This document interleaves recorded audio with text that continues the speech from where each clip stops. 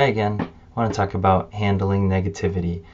I'm not going to give you the regular advice or things that may be common to your life, like go exercise, take some deep breathing. And so I want to tell you 3 ways that have actually worked for me on handling negativity. So I went through a period where I've done cognitive behavior, science therapy, you want whatever, however you want to call it. But I went through a period of about 6 months of it, and it really helped me. You can call it the mindfulness, however you want to do your version of it. That's what I want to talk about. And cognitive behavioral therapy is the way that I'll reference it. Is that we can't stop these feelings from coming into our head or these thoughts, but the idea behind the cognitive behavior is that you can actually stop it, and that's kind of easier said than done. You'll have these thoughts, and at a split second, maybe even an understatement, how fast that you may act on some sort of emotion. And we talk about the emotional intelligence, and you can read all the books that you want, but you have to be able to do it, and that takes a lot of practice. And even the best people, the statistic from what I understand is that the cognitive behavioral or the mindful people, the best of them can only do it roughly 20% of the time. So this is what I understand. So you can't blame yourself for any of it, but you try as best you can to stay on top of it, and the more you practice, the better you get with it. So basically, you stop the feelings and then you redirect. And this is a very comical example, but say you were to get angry over something like a passive aggressive behavior or something, somebody bumps you on the street, you're having a strange day. What you might do is you might think of something like, you turn and look, and hey there, the sky is blue, or something as ridiculous as like, this door design looks great. It just redirects things, and that type of redirection proves so effective. And you're gonna think it's so corny, like, why would I do this? I'm too good for this. Maybe the pride.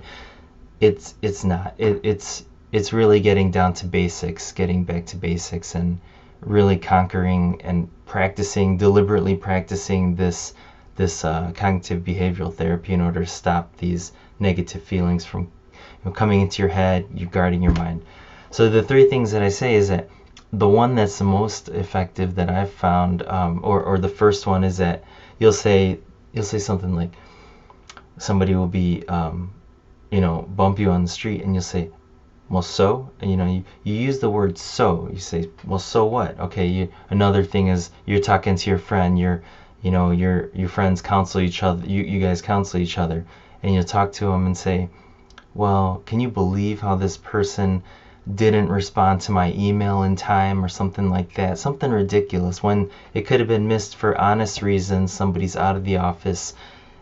Millions of messages coming through, like chats and stuff like that. It could be missed. So the person responding, if you're the counselor, you would say something like, so you could tell yourself, when you're counseling yourself, you say, so, you're like, so what? So somebody missed it. It's that it could have been missed for other reasons. Instead of having some thinking that there's some sort of like intent or agenda behind it, just say so. And you may find that actually sort of dissipates the anger, dissipates any of the thoughts that may even lead to that. And in another sense, it's pretty much the redirection. So that's one.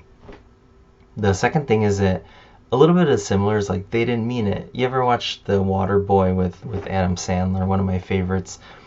He goes and visualizes, he has all that anger, he visualizes, this coach is like a baby, and now it doesn't hinder him from using his mind to his fullest, or being creative, or any sort of negative thoughts that would like hold the person back. It's a comical example, of course, but that's kind of the idea behind it. That they didn't mean it.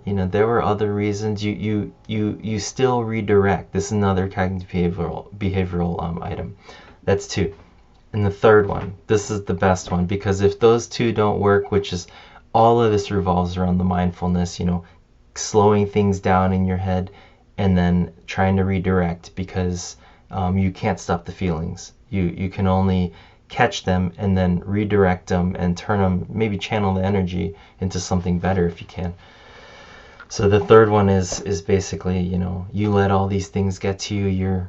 This is a constant pattern. You definitely know it's happening, but yet you still let it happen.